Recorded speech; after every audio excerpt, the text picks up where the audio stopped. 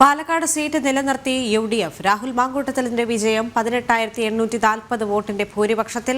LDF മൂന്നാം സ്ഥാനത്ത്. ശക്തമായ മത്സരം കാഴ്ചവെച്ച NDA സ്ഥാനാർത്ഥി C കൃഷ്ണകുമാർ. വിവരങ്ങളുമായി അരുൺ ആലത്തൂർ ചേരുന്നുണ്ട്. അരുൺ, നമുക്കറിയാം മൂന്നിടത്തും മൂന്ന് മുന്നണികളും അവരവരുടെ സീറ്റുകൾ നിലനിർത്തുകയാണ് ഉണ്ടായത്. പാലക്കാട് അത് തന്നെ സംഭവിച്ചു. അവിടെ നിന്ന് ലഭിക്കുന്ന ഏറ്റവും പുതിയ വിവരങ്ങൾ എന്തൊക്കെയാണ്? പാലക്കാട് സീറ്റ് UDF നിലനിർത്തി. രാഹുൽ മാങ്കൂട്ടത്തിലിന്റെ വിജയം 18,840 വോട്ടിന്റെ ഭൂരിപക്ഷത്തിലായിരുന്നു. അരുൺ ആലത്തൂർ അവിടെ നിന്ന് ചേരുകയാണ്. അരുൺ, നമുക്കറിയാം ഈ ഒരു വിജയത്തിൽ ഏറ്റവും കൂടുതൽ ആഹ്ലാദ പ്രകടനങ്ങൾ നടത്തുന്നത് SDPI പോലെയുള്ള സംഘടനകളാണ്. ഇവരുടെ കൂടുതൽ പിന്തുണ ഉണ്ടായതുകൊണ്ടാണ് രാഹുൽ ഇത്രയും വലിയൊരു വിജയം അവിടെ ഉണ്ടായിട്ടുള്ളത്. തീർച്ചയായും ന്യൂനപക്ഷ വോട്ടുകളുടെ ഒരു ഏകീകരണം പാലക്കാട് ഇത്തരത്തിൽ UDFനെ പിന്തുണച്ചു എന്നുള്ളത് തന്നെയാണ് അതിന്റെ യാഥാർത്ഥ്യം. ഏതായാലും പാലക്കാട് ഈ ഒരു ഉപതെരഞ്ഞെടുപ്പിൽ വോട്ടെണ്ണൽ ആരംഭിച്ചപ്പോൾ ആദ്യ 2 റൗണ്ടിലും NDA സ്ഥാനാർത്ഥിയായ C ആണ് മുന്നിട്ട് നിന്നത്. C കൃഷ്ണകുമാറിന് 1,500ഓളം ലീഡ് ആദ്യ 2 റൗണ്ടിൽ ഉണ്ടായിരുന്നു. പിന്നീട് മൂന്നാമത്തെ റൗണ്ടിലേക്ക് വന്നപ്പോൾ, അതായത് മൂന്നാമത്തെ റൗണ്ടിലേക്ക് എത്തിയപ്പോഴാണ് ലീഡ് നില മാറി മറിയുന്ന ഒരു സാഹചര്യം ഉണ്ടായത്. രാഹുൽ മാങ്കൂട്ടത്തിൽ മുന്നേറുന്ന ഒരു സാഹചര്യം ഉണ്ടായത്. അങ്ങനെ മൂന്നാമത്തെ റൗണ്ടിൽ രാഹുൽ മാങ്കൂട്ടത്തിൽ മുന്നേറുകയും പിന്നീട് മൂന്നാമത്തെ റൗണ്ട് കഴിഞ്ഞ് 4 റൗണ്ടിലും രാഹുലിന്റെ മുന്നേറ്റം തുടരുന്ന ഒരു സാഹചര്യമായിരുന്നു ഉണ്ടായിരുന്നത്.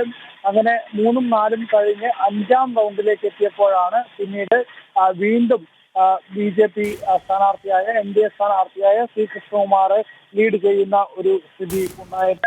പിന്നീട് ഈ 4ാം റൗണ്ടും കഴിഞ്ഞ് 5ാം റൗണ്ടും കഴിഞ്ഞ് 6ലേക്ക് കടന്നു. 5ാം റൗണ്ടും കഴിഞ്ഞ് 6ലേക്ക് കടന്നു. അതിനുശേഷം നഗരസഭയിലെ കോൺഗ്രസിന്റെ വാർഡുകളായിരുന്നു പിന്നീട് എണ്ണിയതിൽ കൂടുതലും.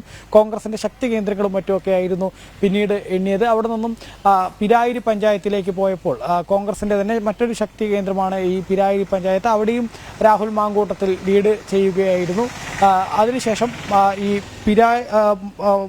കണ്ണാടിയും അതുപോലെ തന്നെ മാത്തൂരും ഈ രണ്ടിടത്ത് കൂടെ വോട്ടെണ്ണൽ പൂർത്തിയായപ്പോൾ 58,389 വോട്ടുകൾക്കാണ് പിന്നീട് രാഹുൽ മാങ്കൂട്ടത്തിൽ വിജയിക്കുന്ന ഒരു സാഹചര്യം ഉണ്ടായത്. ഏതായാലും ഇതിൽ എവിടെയും ഈ സ്വതന്ത്ര സ്ഥാനാർത്ഥിയായ ഇടതുപക്ഷത്തിൻ്റെ സ്വതന്ത്ര സ്ഥാനാർത്ഥിയായ P സരിന് കാര്യമായ ഒരു ചലനം സൃഷ്ടിക്കാൻ കഴിഞ്ഞില്ല എന്നുള്ളതും ശ്രദ്ധേയമാണ്. സരിന് ഇടതുപക്ഷത്തിന് എപ്പോഴും ലഭിക്കാറുള്ള വോട്ടുകൾ ലഭിച്ചു എന്നതിലുപരി മറ്റൊരു ചലനം, അതായത് കോൺഗ്രസിൽ നിന്ന് വന്ന വ്യക്തിയായതുകൊണ്ട് തന്നെ കോൺഗ്രസിൻ്റെ വോട്ടുകൾ ഉൾപ്പെടെ സരിൻ തനിക്ക് നേടാൻ കഴിയുമെന്നൊക്കെയായിരുന്നു പ്രതീക്ഷിച്ചിരുന്നത്. പക്ഷേ സരിന് മറ്റൊരു തരത്തിലൊരു ചലനവും സൃഷ്ടിക്കാൻ കഴിയാത്ത ഒരു സാഹചര്യമായിരുന്നു ഉണ്ടായിരുന്നത്.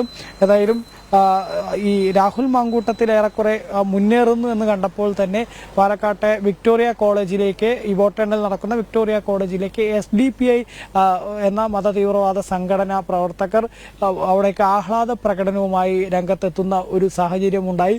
ഏതായാലും അത് ഈ നേരത്തെ തന്നെ ഈ ഒരു തെരഞ്ഞെടുപ്പ് പോരാട്ടം വർഗീയതയ്ക്കെതിരെയൊക്കെയാണെന്നൊക്കെ കോൺഗ്രസ് വലിയ വായിൽ പറഞ്ഞിരുന്നുവെങ്കിലും കൃത്യമായിട്ട് തന്നെ SDPIയുടെയും ജമാഅത്തെ ഇസ്ലാമിയുടെയും പോലുള്ള മതതീവ്രവാദ സംഘടനകളുടെ വോട്ട് നേടുന്നതിന് വേണ്ടിയുള്ള ശ്രമങ്ങൾ ഈ തെരഞ്ഞെടുപ്പിൽ വലിയ രീതിയിൽ ചെയ്തിരുന്നു എന്നുള്ളത് വ്യക്തമാക്കുന്ന ഒരു സംഭവമായി മാറി എന്നുള്ളതാണ്. SDPIയുടെ പാലക്കാട് ജില്ലാ പ്രസിഡന്റ് തന്നെ തങ്ങൾ ഈ കോൺഗ്രസിന് കൃത്യമായി വോട്ട് ചെയ്തിട്ടുണ്ട് എന്നുള്ളത് തുറന്നു പറയുകയും SDPIയുടെ സംസ്ഥാന നേതാക്കൾ തന്നെ കോൺഗ്രസിനാണ് തങ്ങൾ പാലക്കാട് പിന്തുണ നൽകിയത് എന്ന് പറയുന്ന ഒരു സാഹചര്യവും ഉണ്ടായി. ഏതായാലും ഈ സംഭവത്തെ, അതായത് രാഹുൽ മാങ്കൂട്ടത്തിൽ എന്ന കോൺഗ്രസ്സുകാരൻ വിജയിച്ചു എന്നതിൽ അപ്പുറം ഈ SDPIയുടെ അതുപോലെ തന്നെ ഈ ജമാഅത്ത് ഇസ്ലാമിയുടെയൊക്കെ പോലുള്ള മത തീവ്രവാദ സംഘടനകളുടെ